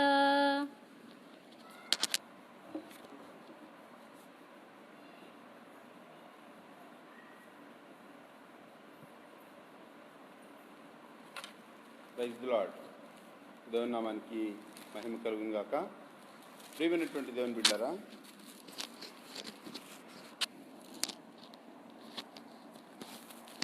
Praise the Lord. దేవుని నామానికి మహిమ కలుగును గాక. ప్రియమైనటువంటి దేవుని బిడ్డలారా, చెల్లి పాడిన 3 పాటలు 3 రాజులకి రిలేటెడ్గానే ఉన్నాయి. నిజంగా దేవుని యొక్క ప్రేమ ఎంత గొప్పదో మనం ఈ పాటలో చూసాం. అధికారులను మార్చగలిగిన దేవుడు, రాజులను మార్చగలిగిన దేవుడు. ఇప్పుడు ఏం జరుగుతూ ఉంది మనం చూస్తే, రెండవ రాజు అయినటువంటి ఫరో ఎప్పుడైతే రెండవ రాజు అయినటువంటి ఫరో ఎప్పుడైతే ఆ యొక్క యోసేపుకు అధికారం ఇచ్చాడో, యోసేపుకి ఎప్పుడైతే అధికారం ఇచ్చాడో ఆ అధికారం చక్కగా యోసేపు ఉపయోగించుకొని ఆ ఐగుప్తు దేశం అంతటిని ఆ కరువు పరిస్థితిలో నుంచి తప్పించాడు. దేవుడు చక్కగా ఆ విపత్తు నుంచి తనని కాపాడాడు, ఆ దేశాన్ని కాపాడాడు, తన జనాంగాన్ని కాపాడాడు. ఆ తర్వాత కాలక్రమంలో ఆ ఫరో రాజు చనిపోయాడు. ప్రియమైనటువంటి దేవుని బిడ్డలారా, చనిపోయిన తర్వాత ఏం జరిగింది? యోసేపు కూడా చనిపోయాడు. ప్రజలందరూ అక్కడ యోగక్షేమాలతో, యోసేపు పెట్టినటువంటి ఆ దయాదాక్షిణ్యాలతో ఒక చక్కటి ఆధ్యాత్మికమైనటువంటి కృతజ్ఞతా వాతావరణంలో వాళ్ళు కొనసాగుతూ ఉన్నప్పుడు వెంటనే అన్ని రోజులు సరిగా ఉండవు కదండి, అన్ని రోజులు క్షేమంగా ఉండవు కదా, విపత్కర పరిస్థితులు వస్తాయి. వచ్చినప్పుడు ఎలా ధైర్యంగా ఉండాలో మనం ఇక్కడ చూడొచ్చు. సో ఆ యోసేపును ఎరుగని మరొక క్రొత్త రాజు వచ్చాడు అన్న మాటని నిర్గమకాండం 1వ అధ్యాయం 8వ వచనంలో మనం చూడొచ్చు. అప్పుడు యోసేపును ఎరుగని క్రొత్త రాజు ఐగుప్తును ఏలనారంభించెను. అతడు తన జనులతో ఇట్లనెను, ఇదిగో ఇశ్రాయేలు సంతతి అయిన ఈ జనము మనకంటే విస్తారముగా బలిష్టముగా ఉన్నది. వారు విస్తరింపకుండా మనము వారి ఎడల కుయుక్తిగా జరిగించుదుము. లేని ఎడల యుద్ధము కలుగునప్పుడు వారు మన శత్రువులతో చేరి మనకు విరోధముగా యుద్ధము చేసి ఈ దేశంలో నుండి వెళ్ళిపోదురేమో అనేను. ఆ మాట అన్న తర్వాత వారి మీద వెట్టి పని భారాన్ని ఎక్కువగా మోపారు. ఆ తరువాత వారు గొప్ప గొప్ప పితోము, రామసేసు అనేటటువంటి పెద్ద ధాన్యాగారంతో ఉన్నటువంటి ఆ పెద్ద గోదాములను కట్టించినట్టుగా మనం చూస్తాం. ప్రియమైనటువంటి దేవుని బిడ్డలారా, యోసేపును ఎరుగని రాజు ఈ రాజు ఫరో. గమనించండి, ఈ రాజు ఆలోచన విధానం కొంత సరిగానే ఉన్నప్పటికీ ఆ దేశం ఎలాగూ కరువు నుంచి తప్పించబడింది అన్న విషయాన్ని ఈ రాజు గ్రహించుకోలేకపోయాడు. గ్రహించుకోవాలి అని అంటే గత కాలంలో రాజులు ఎలా పరిపాలించారో అందులో ఉన్న మంచిని మనం ఖచ్చితంగా తీసుకోవాలండి. అలా తీసుకోలేనటువంటి పరిస్థితిలో తాను ఎలా ఉంటా ఉన్నాడు అని అంటే తన మంత్రసానులతో చెప్తా ఉన్నాడు, వీళ్ళలో మగపిల్లలు ఎవరైతే పుట్టారో వాళ్ళని చంపేసేయండి, ఆడపిల్లల్ని మాత్రమే బ్రతకనియండి. ఎందుకు అనంటే మగపిల్లలు పెద్ద అయితే సైన్యంలో చేరతారు, వాళ్ళు మనకే వ్యతిరేకంగా జీవిస్తూ ఉంటారు. కాబట్టి దయచేసి మగపిల్లల్ని బ్రతకనియొద్దు అని చాలా స్ట్రిక్ట్ రూల్స్ని మంత్రసానులకి పాస్ చేస్తాడు. అంటే తాను పొందుకున్న మేళ్లని ఏమాత్రము గ్రహించుకోలేనటువంటి క్రొత్త రాజుగా ఈ ఫరో ఉన్నాడు. యోసేపు తన దేశానికి చేసిన మేళ్లని మర్చిపోయేటటువంటి వ్యక్తిగా ఈ ఫరో ఉన్నాడు. ప్రియమైనటువంటి దేవుని బిడ్డలారా, ఎప్పుడైతే ఆ కఠినమైన ఆజ్ఞలను తాను జారీ చేశాడో ఇప్పుడు ఏం జరుగుతూ ఉంది అని అంటే, ప్రియమైనటువంటి దేవుని బిడ్డలారా, ఆ సమయంలో ఒక చక్కటి మగబిడ్డ, లేవి వంశానికి చెందినటువంటి ఒక మగబిడ్డ జన్మనిచ్చినప్పుడు ఆ తల్లి తన కుమారుణ్ణి చంపుకోవడానికి ఆ తల్లికి ఇష్టం లేదు. మంత్రసానులు కూడా దేవునికి భయపడి మగబిడ్డలను ఎవరిని చంపకుండా వాళ్ళు అలా వదిలేస్తూ ఉన్నారు. దేవుడు వారి ఆలోచనను బహుగా దీవిస్తూ ఉన్నాడు. ఆ తర్వాత కాలక్రమంలో ఈ చిన్న బాబుని పెంచడానికి వాళ్ళ తల్లిదండ్రులు ఎంతో కష్టపడ్డారు. కొన్ని నెలల తర్వాత ఆ నైలు నదిలో ఆ యొక్క బాబుని జమ్ము పెట్టెలో పెట్టి వాళ్ళ అక్క అయినటువంటి మిరియాము ఆ నీళ్లలో వదిలేసిద్ది, నదిలో వదిలేసి తన తమ్ముడు ఎలా వెళ్తా ఉన్నాడో చూద్దామని వెళ్తా ఉన్న సమయంలో ఆ దేవుని యొక్క ప్రణాళిక చూడండి, ఎంత అద్భుతమైన ప్రణాళికో. ఆ జమ్ము పెట్టే ఫరో కుమార్తె స్నానం చేసేటటువంటి ఆ ప్రాంతంలోకి వెళ్ళినప్పుడు ఆ ఏడుపు విని ఆ పెట్టెని చూసి ఫరో కుమార్తె ఎత్తుకొని, తనకు తెలుసు ఈ బిడ్డ హెబ్రీయుడు అనని, కానీ దేవుడు ఆమెకి కరుణ పుట్టించాడు. తన బిడ్డగా అంగీకరించడానికి దేవుడు ఆ మనస్సునిచ్చాడు. ప్రియమైనటువంటి దేవుని బిడ్డలారా, దేవుని ఆలోచన విధానం మనుష్య ఆలోచనకు ఏమాత్రము గోచరం కాదండి. అలాంటి అద్భుతమైనటువంటి ఆలోచనలు దేవుడు మన పట్ల కలిగి ఉన్నాడు. ఎప్పుడైతే తాను తన కుమారుడుగా అంగీకరించిందో ఆ తర్వాత సకల విద్యలు నేర్పించింది, తన కుమారుడిగా రాజ్యానికి పట్టాభిషేకం చేయాలి అని నన్ను కోరుకునేది. కానీ తల్లి ఎంత అద్భుతమైనటువంటి ప్రణాళిక అనంటే, ఆ పెంచిన తల్లి, ఆ సొంత తల్లి ఒక దాదిలాగా ఉండి పెంచి తన ప్రజలు పడుతున్న ప్రతి కష్టాన్ని తన కుమారుడైనటువంటి మోషేకి నేర్పిస్తూ వచ్చింది. దేవుని ప్రేమేంటో, దేవుని యొక్క కార్యాలేంటో, పితరుడైనటువంటి అబ్రహాంకు దేవుడిచ్చిన వాగ్దానం ఏంటో, భవిష్యత్తులో మనం ఎక్కడికి వెళ్ళబోతా ఉన్నామో అవన్నింటినీ ఆ తల్లి ప్రార్థనాపూర్వకంగా తన కుమారుడికి నేర్పించింది. ప్రియమైనటువంటి దేవుని బిడ్డలారా, కాలక్రమంలో ఇద్దరు పోట్లాడుకుంటూ ఉన్నారు. అందులో ఐగుప్తీయుడు ఒకడు ఉన్నారు, రెండో వ్యక్తి ఇశ్రాయేలీయుడు ఉన్నాడు. ఎప్పుడైతే ఐగుప్తీయుడు ఇశ్రాయేలీయుడిని కొడతా ఉన్నాడో, తన సహోదరుడిని కొడుతున్నాడు అన్నని మోషే ఆ ఐగుప్తుడిని కొట్టి ఆ భూమిలో పాతి పెట్టేస్తాడు. కొన్ని రోజుల తర్వాత మరలా ఇశ్రాయేలీలు ఇద్దరు తన్నుకుంటా ఉంటే, వారి మధ్యలో తాను తీర్పరిగా ఉన్నప్పుడు వాళ్ళు చెప్పిన మాటకి మోషే భయపడిపోతాడు. నువ్వు ఐగుప్తుని చంపిన విషయం నాకు తెలియదు అనుకుంటున్నావా? మా మీద నిన్ను తీర్పరిగా నియమించింది ఎవరు? మమ్మల్ని కూడా చంపుదావా అన్నప్పుడు, అమ్మో ఈ విషయం ఫరోకి ఎక్కడ తెలిసిద్దో అని తాను పారిపోతాడండి. అలాగ్న మోషే ఐగుప్తు నుంచి పారిపోయి మిద్యాను అనే ప్రాంతానికి వెళ్ళిపోతాడు. ప్రియమైనటువంటి దేవుని బిడ్డలారా, తాను ఏ సకల విద్యలైతే నేర్చుకున్నాడో 40 సంవత్సరాలు, ఆ సకల విద్యలన్నింటినీ దేవుడు శూన్యపరిచి తాను 40 సంవత్సరాలు ఆ అరణ్యంలో ఆ గొర్రెలు కాసుకునే దగ్గర తనకి టీచింగ్ ఇస్తా స్టార్ట్ చేశారు. ఫరో ఇక్కడ తన ప్రజల్ని హింస పెడతా ఉన్నాడు, శ్రమ పెడతా ఉన్నాడు. మీకు వాక్యంలో నుంచి నేను జ్ఞాపకం చేస్తాను ప్రియమైనటువంటి దేవుని బిడ్డలారా. నిర్గమకాండం 2వ అధ్యాయం 24వ వచనం మనం చూస్తే అక్కడ ఉండిది, ఇశ్రాయేలీలు తాము చేయించిన వెట్టి పనులను బట్టి నిట్టూర్పులు విడుచుచు మొరపెట్టుచూ ఉండగా తమ వెట్టి పనులను బట్టి వారు పెట్టిన మొర దేవుని యొద్దకు చేరెను. వారు దేవుడు వారి మూలుగును విని అబ్రహాము, ఇస్సాకు, యాకోబులతో చేసిన నిబంధనను జ్ఞాపకం చేసుకొనెను. దేవుడు ఇశ్రాయేలీయులను చూచెను, దేవుడు వారి యందు లక్ష్యముంచెను. మన దేవుడు ఎంత గొప్ప దేవుడు అండి! ఆయన వినే దేవుడు, చూచే దేవుడు, నిన్ను బట్టి ఆయన లక్ష్యం ఉంచే దేవుడు. విడిపించడానికి ఒక వ్యక్తిని ఆల్రెడీ దేవుడు అక్కడ సిద్ధపరుస్తూ ఉన్నాడు. ఫరో ఇష్టారాజ్యంగా ప్రజల మీద కఠిన బానిసత్వాన్ని మోపుతా ఉన్నాడు. మనం మొదటి రాజుల దగ్గర కూడా మొదటి ఫరో దగ్గర చూసాం, రెండో ఫరో దగ్గర చూసాం. ప్రియమైనటువంటి దేవుని బిడ్డలారా, దేవుడు అబ్రహాముకి ఒక దర్శనములో నీ జనం 400 సంవత్సరాలు ఈ దేశంలో బానిసలుగా బ్రతుకుతారు, తర్వాత వారు బలమైన జనాంగంగా ఇక్కడ నుంచి బయలువెళ్తారు అన్న వాగ్దానం ఈ 3వ ఫరో దగ్గర నెరవేరుతా వచ్చింది. ప్రియమైనటువంటి దేవుని బిడ్డలారా, ఎప్పుడైతే ఫరో వారిని కష్టపెడతా ఉన్నాడో వారిని విడిపించడానికి ఒక వ్యక్తిని పంపిస్తా ఉన్నాడు. ఆ వ్యక్తి మోషే. వారిని విడిపించి పాలు తేనెలు ప్రవహించేటటువంటి దేశానికి తీసుకువెళ్ళాలనని దేవుడు ఒక వ్యక్తిని సిద్ధపరుస్తూ ఉన్నాడు. ఆ వ్యక్తి పేరే మోషే. ప్రియమైనటువంటి దేవుని బిడ్డలారా, ఈ మధ్యాహ్నకాల సమయంలో ప్రభు పక్షాన్ని ఒక మాట చెప్పమంటావా? ఎంతమంది ప్రజలు నిట్టూర్పులు విడుస్తూ ఉన్నారు. దేవుడు నిన్ను తన పని కొరకు పిలుచుకుంటే నోటి మాంద్యం ఉంది, నేను చెప్పలేను, నేను బలహీనుణ్ణి అని మోషేలాగా నువ్వెందుకు వెనక్కి వెళ్ళిపోతా ఉన్నావు?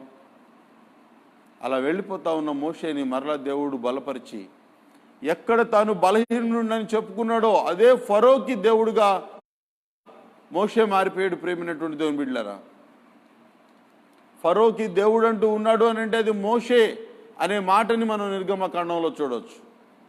దేవుడే అలా నియమించాడు ఫరోకి. ఫరో కఠినం చేసుకుంటా ఉన్నాడు, మోషే పట్ల దేవుడు అద్భుత కార్యాలు చేస్తూ ఉన్నాడు. ఎన్ని శ్రమలు, ఎన్ని తెగుళ్ళు, ఎన్ని ఇబ్బందులు, వాటన్నిటినీ ఐగుప్తు ప్రజల మీదకి తీసుకొచ్చాడు. ఇక్కడ నీళ్లు రక్త మారిపోతూ ఉన్నాయి. ఐగుప్తులో ఇశ్రాయేలు ప్రజలు చక్కటి నీటిని తాగుతూ ఉన్నారు. వీళ్ళు తాగాలి అంటే ఆ రక్తంతో కూడినటువంటి ఆ నీళ్లతో చేపలు కంపు ఐగుప్తు దేశమంతా రక్తమయమైపోయింది. కానీ ఇశ్రాయేలు ప్రజల దగ్గర చాలా చక్కటి ఒక ఆహ్లాదకరమైన వాతావరణం దేవుడిచ్చాడు. ఐగుప్తు దేశం నిండా కప్పలు, జోరీగలు, ఇశ్రాయేలు దేశం నిండా చక్కటి వాతావరణం. వారు తినాలన్నా వాళ్ళ యొక్క ఆహార ధాన్యాల దగ్గర, వాళ్ళ యొక్క తినే స్థలాల దగ్గర కప్పలతో నింపబడినటువంటి శాపం ఐగుప్తీయుల దగ్గర ఉంది. ఇశ్రాయేలీయుల దగ్గర దేవుని కృపతో కూడినటువంటి మేళ్లు ఉన్నాయి. ఇలా ప్రియమైనటువంటి దేవుని బిడ్డలారా, అనేక విషయాలు, జోరిగిలేమి, కప్పలేమి, రకరకాలైనటువంటి తెగుళ్ల చేత ఆ ఐగుప్తు దేశం అంతటిని దేవుడు గజగజలాడించాడు. నా వల్ల కాదు, నేను నోటి మాంద్యం కలిగినటువంటి వ్యక్తిని అని చెప్పిన మోషేని దేవుడు వాడుకున్నాడు. నువ్వు నీ బలహీనతలను బట్టి దేవుని పనిని దూరం పెడతా ఉన్నావో ప్రియమైన సహోదరుడ, సహోదరి, నీ బలహీనతలు కాదు కానీ బలపరిచే దేవుని మీద నువ్వు ఆధారపడు, అద్భుత కార్యాలు చేస్తాడు. ప్రియమైనటువంటి దేవుని బిళ్ళరా, ఇప్పుడు మోషే మరలా ఐగుప్తు రాజు దగ్గరికి వస్తూ ఉన్నాడు. ఐగుప్తు రాజు అంటున్నాడు, మోషే ఇంక ఎందుకు నా దేశాన్ని ఇంత నాశనం చేస్తూ ఉన్నావు? నీకేం కావాలి? నా ప్రజల్ని విడిపించు. నా ప్రజలు నా దేవుణ్ణి పూజించడానికి, నా దేవుణ్ణి కలుసుకోవడానికి ఒక స్థలం ఉంది, అక్కడికి వెళ్ళి మేము ఆరాధించాలి, అక్కడికి పంపించు. ఫరో అంటా ఉన్నాడు, నేను పంపించను. మోషే అంటా ఉన్నాడు, నీవు బలమైనటువంటి జనాంగంగా ఉన్నటువంటి నా జనాన్ని పంపిస్తావు అనని ఫరోతో సవాలు విసురుతా ఉన్నాడు. ప్రేమైనటువంటి దేవుని బిడ్డలారా, రోజుకొక శాపం, రోజుకొక కన్నీరు, రోజుకొక దుఃఖం, అయినా కూడా ఫరో లోబడని హృదయం. ఒక మాట చెప్పమంటారా, చాలామంది మాటకి లోబడతారు. అందుకే పెద్దవాళ్ళు అంటారు, సామ వేద దాన దండోపాయాలు. సామ్యంగా చెప్తే లోబడేవాళ్ళు కొంతమంది, వేదపరంగా చెప్తే లోబడేవాళ్ళు కొంతమంది, అయ్యా బాబు అని బ్రతిమలాడితే వినేవాళ్ళు కొంతమంది, కొడితే లోబడేవాళ్ళు కొంతమంది. కానీ ఫరో ఈ నాలుగిటికి లొంగలేదండి.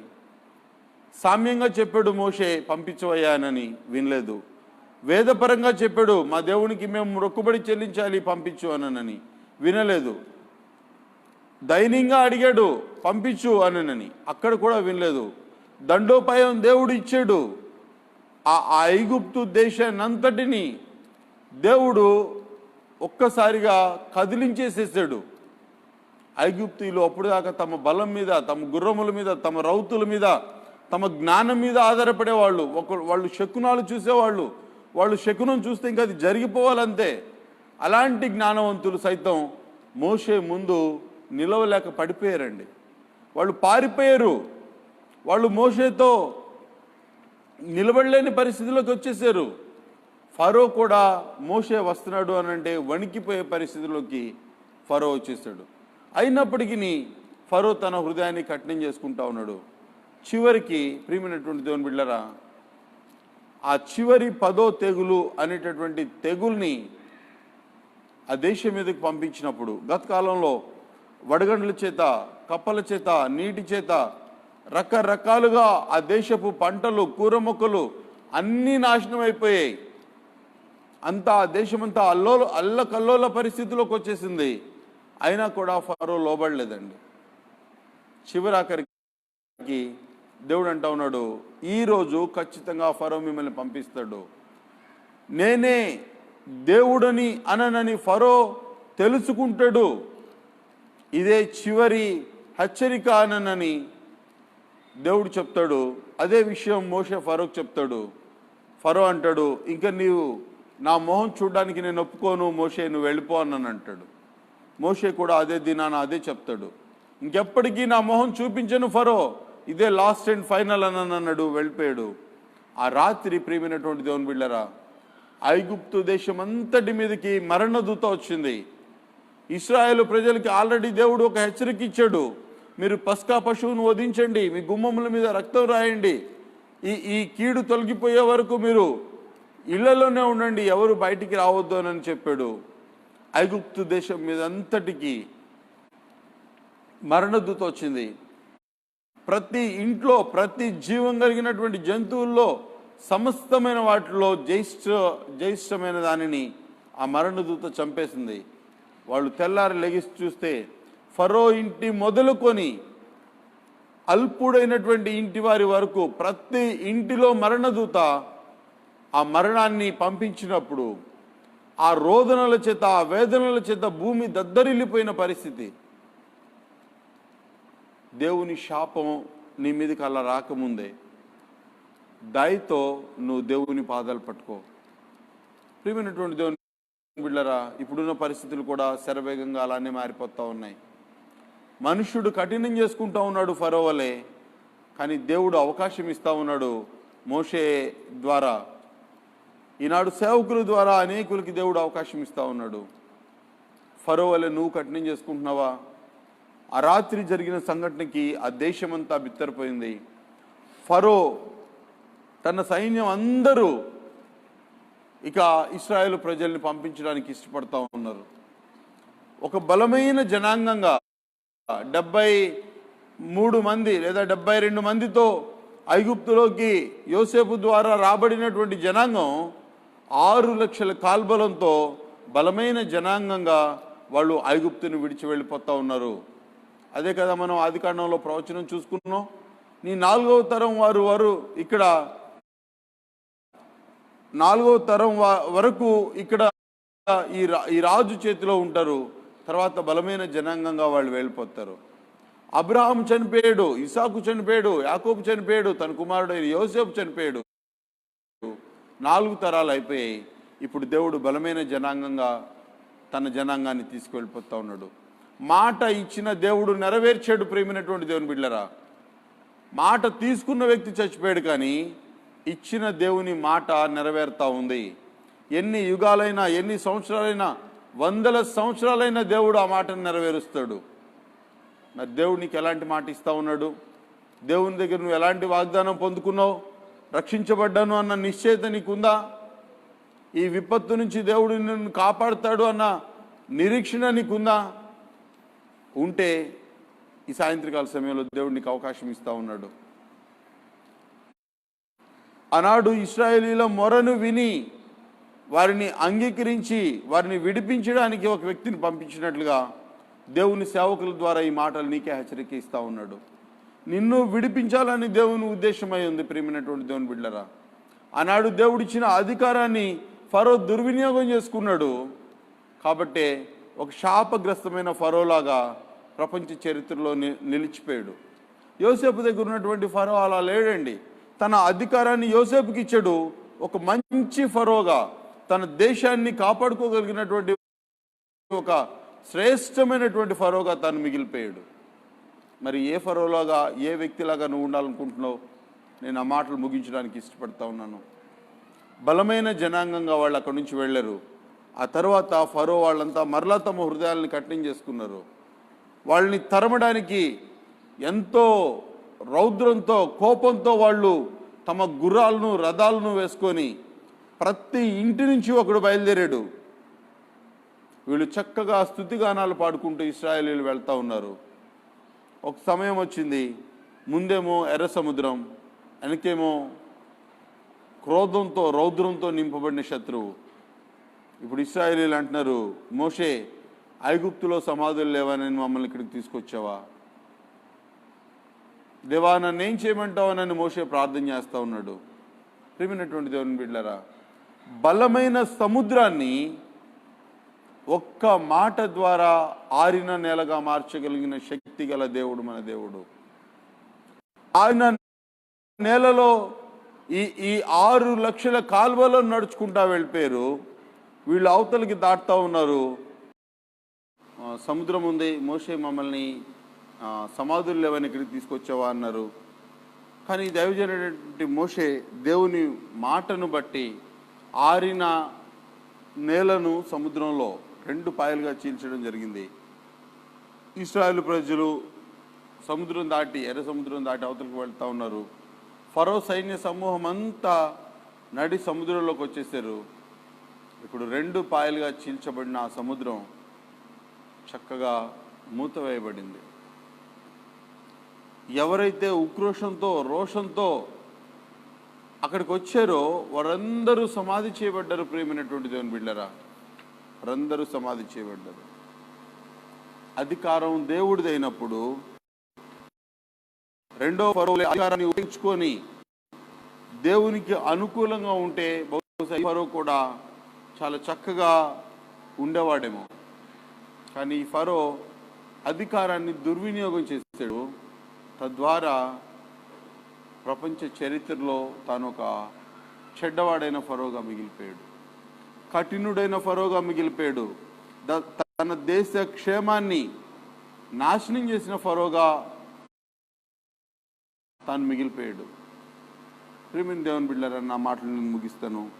యెహెజ్కేలు గ్రంథం 29వ అధ్యాయం 3వ వచనంలో ఇలా ఉంది: ఐగుప్తు రాజైన ఫరో నైలు నదిలో పండుకొని ఉన్న పెద్ద మొసలి, నేను నీకు విరోధిని, నైలు నది నాదే, నేనే దాన్ని కలుగజేసి తిని.